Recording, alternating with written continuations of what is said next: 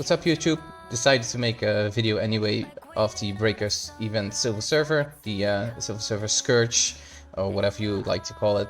As of right now, I am sitting at 19th. I think this was my 4th or 5th run. I just finished it, but it's hard for me to make content with actual footage because when these events hit, I always have some kind of hyper focus going on.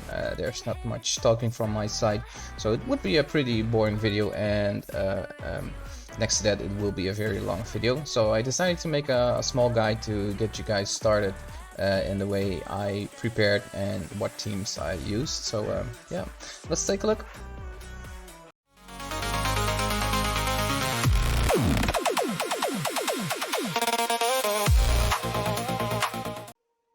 So I actually was top 30 for a long time, almost for a week, I think, with a mod point of 681.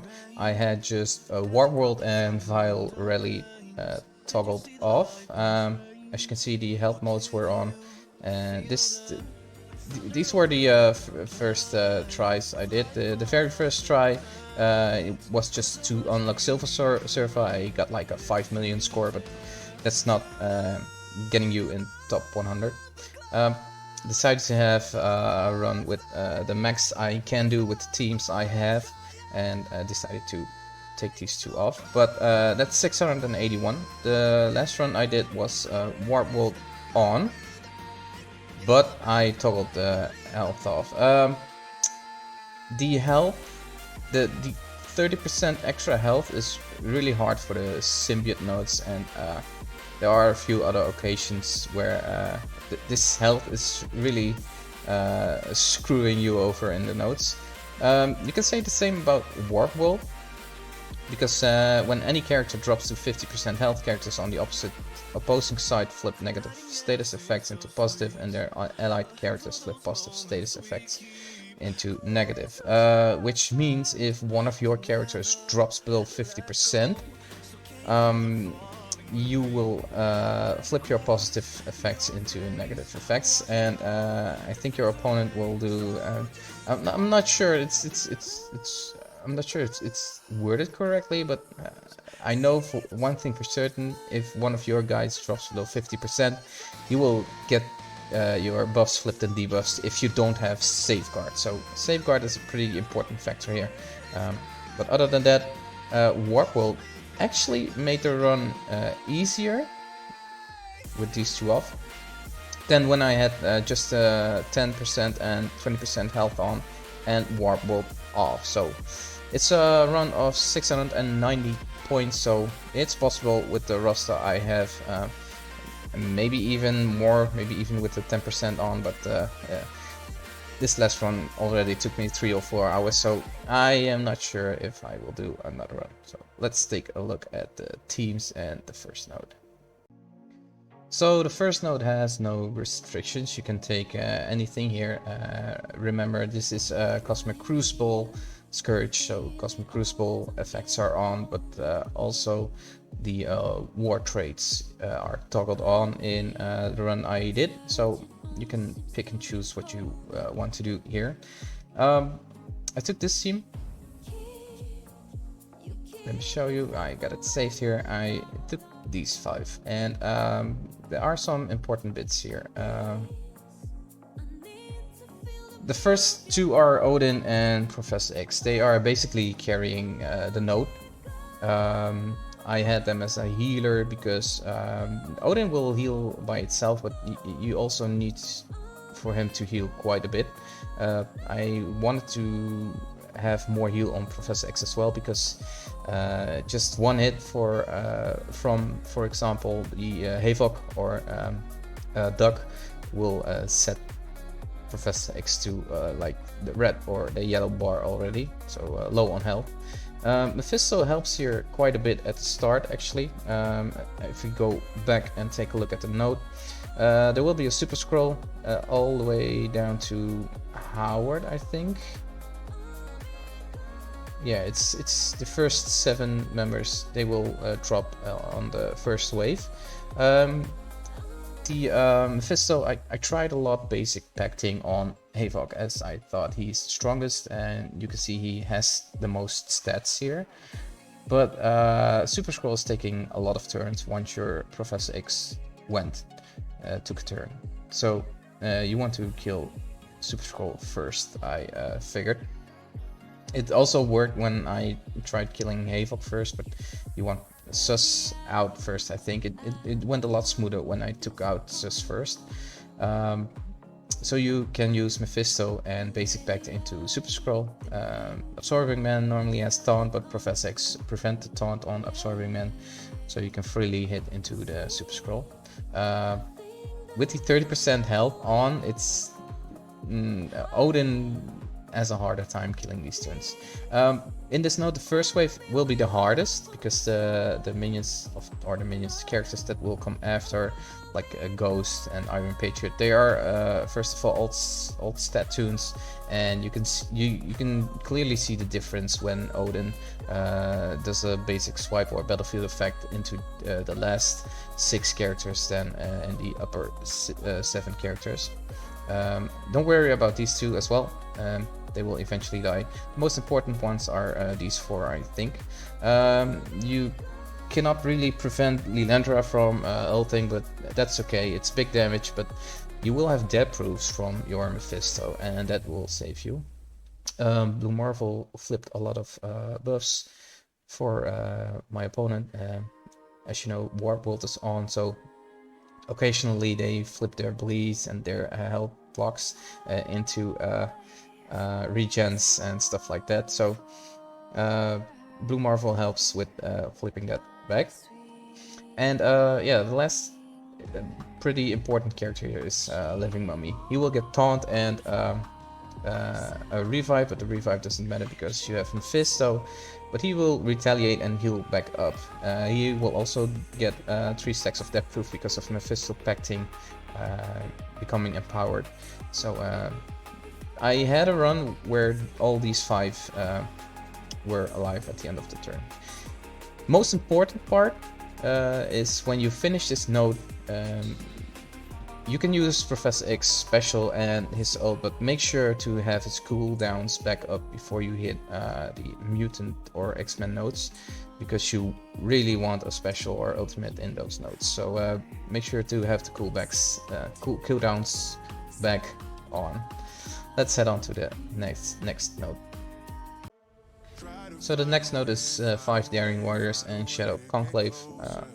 I'll let you take a look at my teams here because I didn't use Shadow Conclave at all. I basically used these 5 teams and that's it. But yeah, Daring Warriors, it is a bit easier with Storm here at where'd she go? Storm here at 6 reds, but if you don't have her 6 reds yet, you can also use what's his name? Daredevil. He's okay too, but the expose from Storm is pretty clutch. The node starts off with the Sinister 6 members here. And yeah, you can pick and choose where you, which one you want to have left over, because when you have just one character standing, the next wave will drop, which is a pretty big wave. And I noticed that you really want to have your cooldowns back when the next wave drops. So when this wave drops, you want to have what's his name? Treasure ult ready. You want to have a I don't know, Speedball. You want to have Speedball's ultimate ready, and Eclipse special or ultimate. What helped me here was make Eclipse a healer. Let's check it out. I had it set up like this. Again, Storm ult is really helping with putting out exposed. And right before the second wave hits, you want to use the Speedball special, because Speedball special will give you speed up. and you can lap the second wave, which is pretty huge and important, and it will help you get your node done. Make sure to time your Jessica Jones ult and special. Special will also cleanse you a bit, I think. Maybe gives you a buff, I'm not sure. Barrier's pretty helpful as well, of course, and she will also give out ability energy. So make sure to time those correctly and check how far your abilities are when you're leaving the node, because you kind of want to have Storm ult ready again for the next node, and Eclipse special, and yeah, the Speedball and Treasure are also pretty important. So when you have 2 or 3 characters left on the opposing side, try to finish it up with basics. And yeah, therefore healer Eclipse is pretty cool, because you keep healing back, and you also have some time left for Jessica Jones to do her special and give you barrier back up to protect you better, and give some ability energy back. So let's take a look at the next node. So for mission 3, there is the keep forgetting names. It's Blade, Oath, Night Stalkers. That's it. So you want to take Emma. Why Emma? Emma stops Night Stalkers. It's that easy. Emma X, I mean. I have to toggle to this node for the team, because I'm not actually on the node, and I use this team, but this time you can use Professor X as a striker. And again, make sure to have his cooldowns ready, or his ult or special. It can be both. They are both really powerful. But yeah, the other ones are equally important. Darkstar not so much, but her special is doing Hellsteel, if I say that correctly. But I guess you know what I mean. That's a lot of damage, because it's attacking a certain percentage of the health of your opponents. Nightcrawler, he has a stun on his special, and his ult is flipping all buffs on the opposing side and puts out slow, so pretty huge, although it's a pretty small character. But it is possible to leave this node with these 5 alive, and I did that in my last run, and I took the same team in the next non-legendary mutant node. I didn't make use of Best Buddies. Also in the node before with the Daring Warriors, I didn't use Shadow Conclave. I didn't use Shadow Conclave at all in my run. Omega Red Phoenix Force speaks for itself. It's pretty huge. He's stealing small bits of health along the way, and he has a powerful special and ult. Emma, you want to keep her alive, but she has an ability block, she has mind control on her ults, but yeah, make sure to have the cooldowns ready when you hit this node. It's a pretty easy node, I would say. Let's check out the characters. Night Stalkers are pretty easy. Make sure to control Blade and Oath, as they will hit hard, and on the next node you kind of want to use Professor X special or ult on the second wave. They are pretty powerful, and that Warlock is hitting hard. But again, make sure to have your Professor X special or ult also available for this node. And a tip, I think you want to have the Professor X ult here, because the ult can wipe out the Miss Marvel Classic there. But we're going to take a look at that in a second here. For this team, yeah, just make sure to have your cooldowns ready. That's, I think, the most important part of this Scourge. It's not about turns, it's about it's some kind of roster check. If you finish this, I think you can actually check. I'm not even close in turns with the assassin below me. It's 20,000 points. I'm not sure how many points you drop per attack, but it's a lot. And the one above me, Johnny McBall, is 40,000 points ahead of me. So it's really not about turns. It's just get your mod points in and clear this run with your roster. So let's check out this node, mission 4. It starts with the Absolute A-Force, and yeah, they are a war team, so you have to look out for that.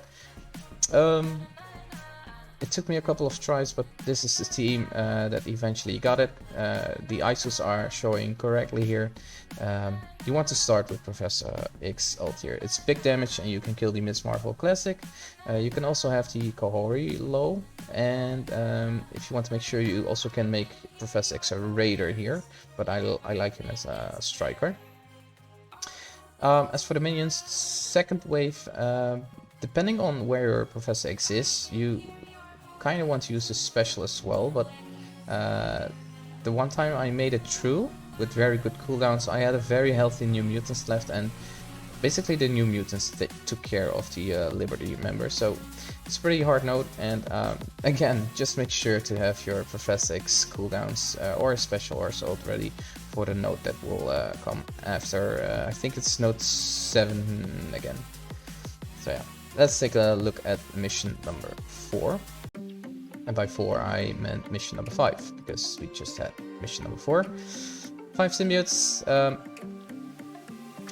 I did upgrade some symbiotes of mine for this node especially. Not null.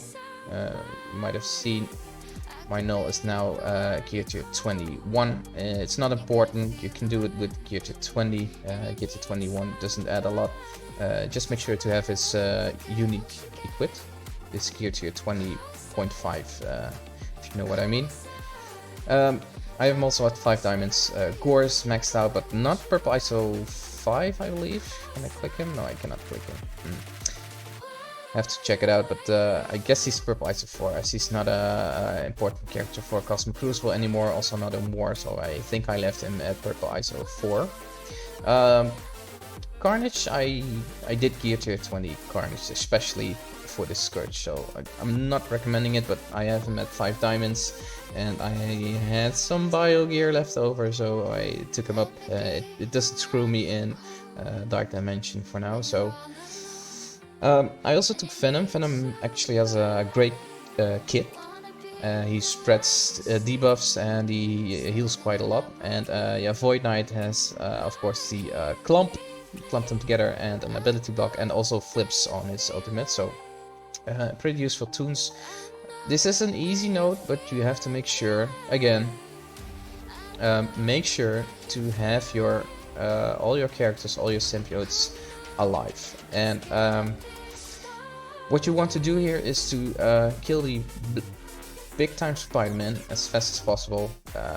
You can kill him quite easily with the null. You always start with the null special to have the extra Carnage out, so you will get speed bar when the enemy drops low. It will really help you in the node here.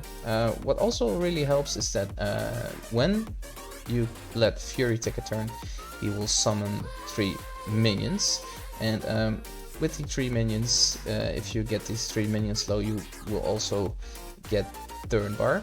So it's a lot of turn bar, and if you have a lot of turn bar stacked up, you will just walk over these immortal weapons. They are pretty huge. Warp will help here, actually, because they will start with immunity, and you need either the Void Knight ultimate to flip the immunity into Disrupt, or you need Warp World, and if you have Warp World, they will flip themselves into Disrupt, which really helps.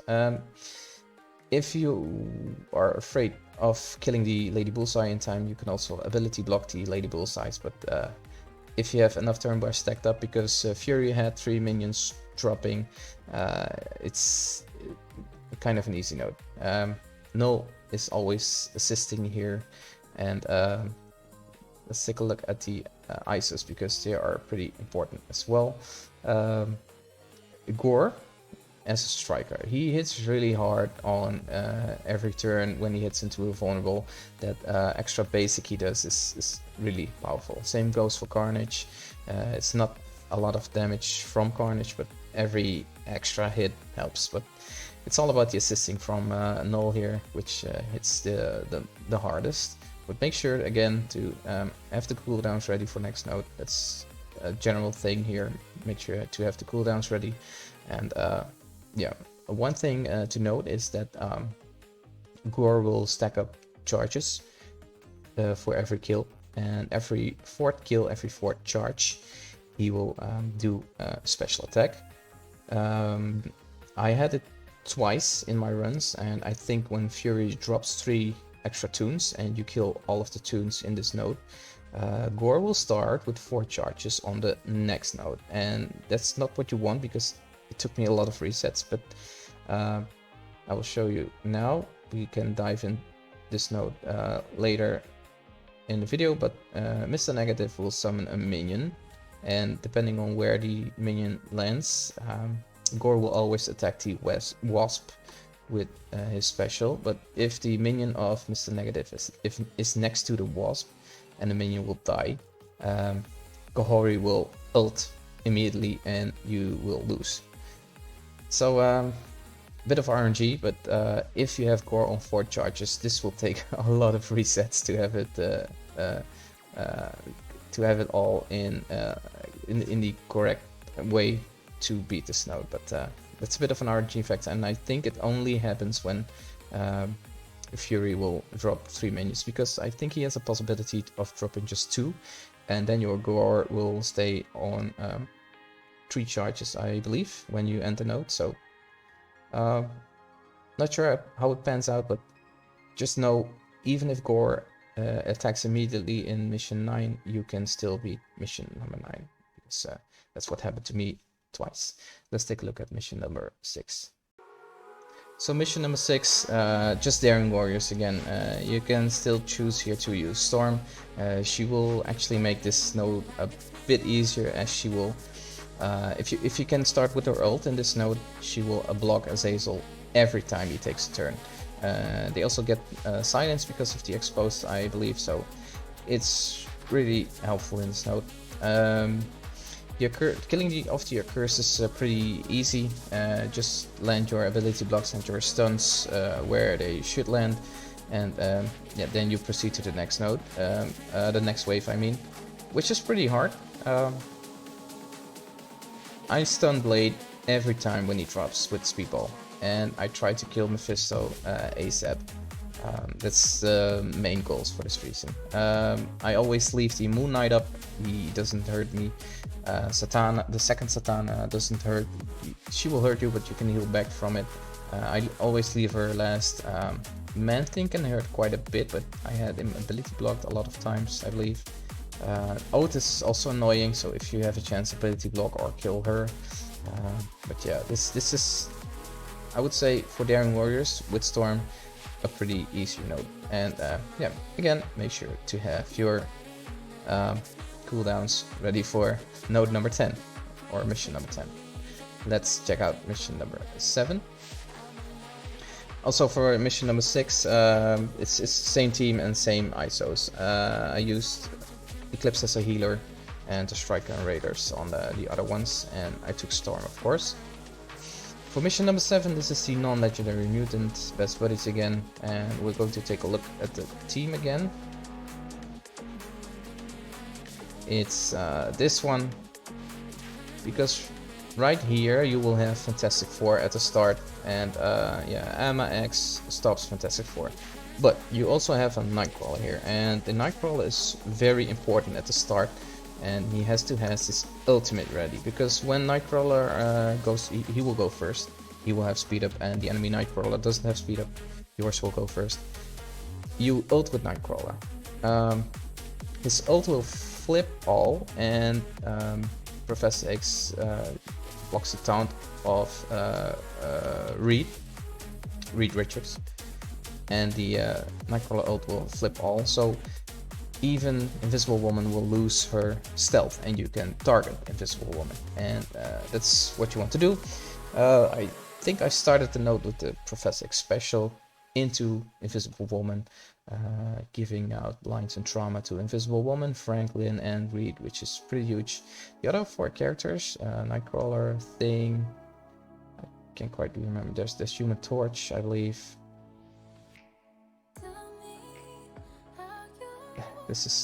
Oh, it's 3. Sorry, it's Human Torch, Nightcrawler, and Thing. They have way lower stats than the other 3 Fantastic Four, and yeah, they just fall over. The Nightcrawler is a bit annoying, but nothing you cannot handle. the node of or the wave after is just yeah, you can let your Emma X do her thing. Darkstar can take her special and ult. Omega Red, you can use abilities here, that's what I'm trying to say, but the one thing it's the last time you use Omega Red, Emma X, Omega Red and Nightcrawler, so you can use their abilities to the max, but again, make sure to basic enough with Professor X to have his special or ultimate ready for mission number 7. Let's take a look at mission number 8. It's evening, it's getting late. It's light outside, but it's getting late. It's 8:30, so late for me. Let's head on to mission number 8. Mission number 8, I think I had the easiest time here. You don't really, I said take care of the cooldowns from Professor X, but here you don't really need the Professor X cooldowns. What is helpful though is the Professor X special, because that Hellcat will debuff your new mutants here, as she has her war abilities available. She will place a lot of debuffs. There's 2 ways you can clear that. It's the Warlock ult, but also Professor X special. But the node is pretty easy. That Mummy is a freaking truck. You can't quite get past him. Just let him take his turns. Let Agatha take her turns. Let Strange take her turns. The most important one is Hellcat. You kind of want to control her. But don't leave Mummy for last, as he will stay annoying. So try to kill Mummy and Hellcat and leave Elsa, Strange and Agatha for last. They won't hurt you much, and you can build cooldowns again into them. But again, the Mummy is quite annoying. You don't want Mummy to have taunt, safeguard and immunity when the next wave drops. But if you have the cooldowns ready because you took a lot of time in the first wave building up your cooldowns, you can ult here on the second wave with Professor X, and then it's basically over. I think this is the easiest node, one of the easier nodes on the run. Let's take a look at mission number 9. And for mission number 8, I think I forgot to mention, but it's again new mutants with Professor X, and you skip Sunspot there. Mission 9 is the hardest one, and I talked about Gore having charges up earlier. He had that for me in 2 of my runs, and yeah, I kept resetting until the Mr. Negative minion was on the right side. But there's another big RNG factor, which is death proofs. Null on his special. Let me start with Corey. Corey will do her special, and she will debuff your team. What happens next is that Null will do his special, and you want to hit the minion to gain speed bar. Null will flip the debuffs again, so you will have positive effects, but he will share a few of the positive effects to his allies, and you really want to have a death proof on there, because the death proof helps your Void Knight staying alive. Void Knight will most likely bleed to death, but because of the death proofs he will stay alive, and he can ult, clump them together, and yeah, it really helps you progress in the node. Other than that, you want to hit the small minions first. You can use the null special basic. If you know that your null is taking another turn, you can use your ult to have your battlefield effect on. If you don't know, just use the basic of from null, because when you do the null ultimate, you will have a blind on null, and he won't assist anymore because he will miss because of the blinds. Then Warp World is pretty useful, because Warp World can flip it, but you have to time it correctly. But if your other symbiotes will take turns, Null will miss his assist until he takes a turn for himself again. And yeah, that's not what you want. You want to keep assisting. One other annoying part is that Kahori always at the basics with her passive into your null will get an exposed on him, and it will lower his assist chance by 100%. But he has way above 100% assist chance as long as you have enough symbiotes on the field. So there is a chance Null won't assisting, and I had instances where Null almost didn't assist, which was pretty annoying. So a heavy RNG node. Sorry, it's getting darker because of the sun is coming through the window there. But yeah, you have to be the stars have to align for this mission. The second wave is pretty easy because you can hit pretty hard with the null basic and stuff like that. But yeah, beware of the Thanos passive dropping, because I had Thanos killing all of my members except for my Carnage, Null, and Gore. So yeah, you really have to time the Thanos dropping there. I usually went with Thanos 1v1 or 2v1, Gore and Null versus Thanos, and yeah, win eventually with slows and ability blocks. But yeah, this is I think the hardest node. Stars have to align. There's a lot of RNG here, and yeah, you can screw yourself over with the amount of resets when Gore has 4 charges. But yeah, make sure once Null does his first special in the matchup, make sure to check your other symbiotes if they have a death proof gained from the Null special. You can see it because death proof will always stack up right next to the trauma they gain from Kaori, so you can see it immediately. No death proof meant a reset for me. I reset immediately when I didn't see the death proofs to get back in again. But hardest node for sure. Let's take a look at the last node. And I also forgot to mention again, Mission 9 is of course the same team. It's Null, Gore, Carnage, Void Knight, and I liked Venom here. It was an inclusion from my friend in the game, Captain Cuba. I took Red Goblin for the heals and flipping stuff earlier. He made it work, but I reckon Venom is a way better pick. But on my last attempt that made me went through Mission 9, Venom just died, so I am not sure if a 5th is really needed here. You do need Carnage, you do need Null, you do need Gore, and I think Void Knight is really helpful, but I think the 5th doesn't really matter a lot because the Venom didn't do anything in Mission 9 for me. Mission 10 is the last mission. This mummy is really squishy. He will die really quickly, but again, this is the Daring Warriors with Storm.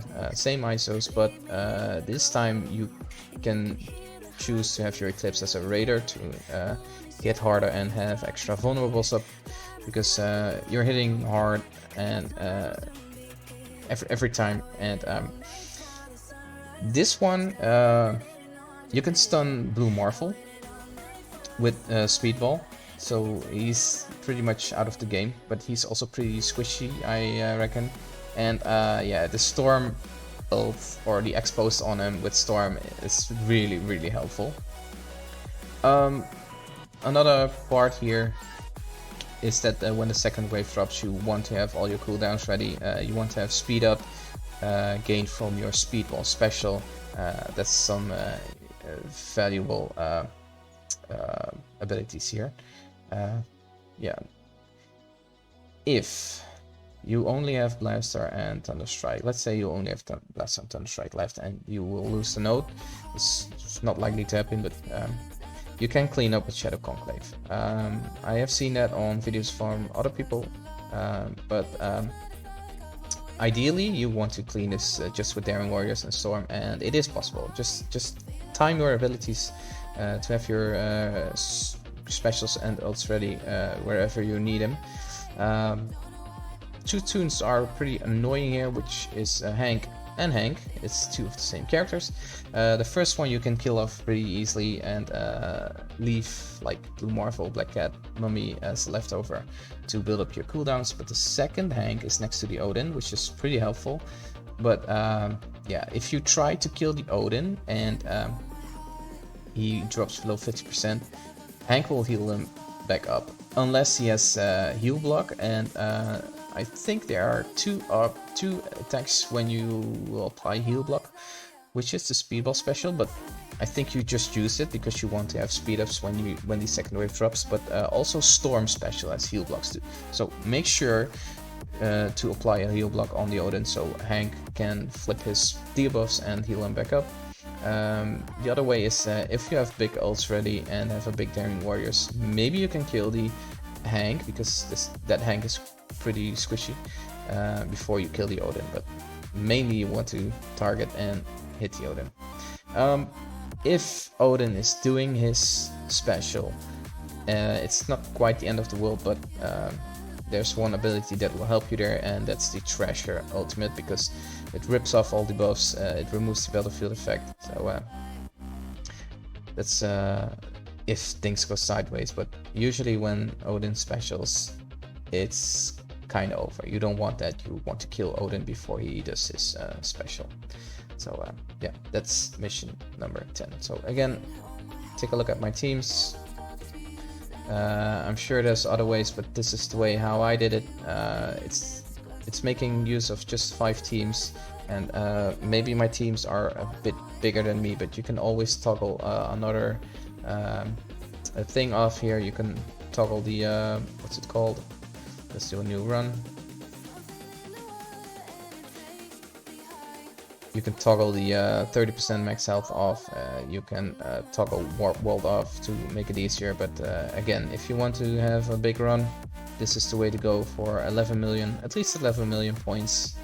And yeah, I think with 3 days left, top 100 will be 11 million. Maybe top 50, but it's gonna be close at top 100. So yeah, this is the way to go. I hope you like this guide, and I hope to make more of this content, because next to Cosmic Crucible, which I still love, this is I think a way forward for the channel. It's growing like crazy, and you are really helping with just watching my videos. Comment on my videos, like the videos, subscribe to the channel, all that kinds of stuff. So if you have any questions, maybe I can help. Leave a question down in the comment section below, and we'll see each other for the next video. Cheers! And that's the end of the video. If you like this video, make sure to subscribe to the channel. It helps the channel grow. Leave a like, hit the notification button to not miss anything. And if you want, share this to your Discord servers and friends. It's highly appreciated, and we'll see each other in the next video. Cheers for now.